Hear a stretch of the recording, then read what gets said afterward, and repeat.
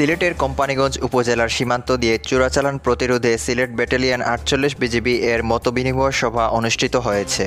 মঙ্গলবার সকাল ১০টায় নারায়ণপুর সরকারি প্রাথমিক বিদ্যালয় মাঠে এ মতবিনিময় সভা অনুষ্ঠিত হয়। মতবিনিময় সভায় সভাপতিত্ব করেন সিলেট ব্যাটালিয়ন ৪৮ বিজিবি এর অধিনায়ক lieutenant colonel Mohammad Hafizur Rahman PSC.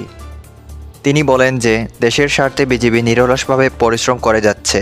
গত ৫৪ বছরের ইতিহাসে জুলাই থেকে ডিসেম্বর ২০২৪ এই ৬ মাসে ৪৮ বিজিবি কর্তৃক রেকর্ড সংখ্যক প্রায় ১২০ কোটি টাকার চোরাচালান জব্দ করা হয়েছে।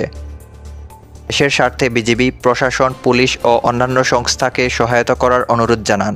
সকলে একত্রে সৎভাবে কাজ করলে দেশের উন্নতি অবশ্যম্ভাবী বলে তিনি আশা ব্যক্ত করেন।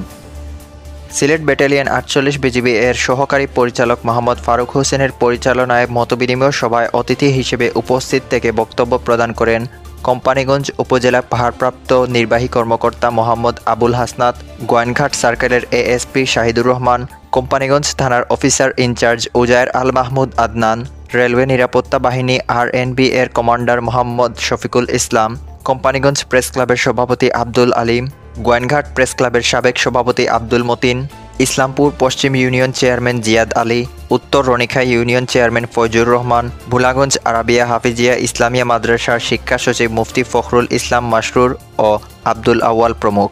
মত বিনিময় শেষে ৩০০ হতদরিদ্র মানুষের মাঝে শীতবস্ত্র বিতরণ করে সিলেট ব্যাটালিয়ন ৪৮ বিজিবি।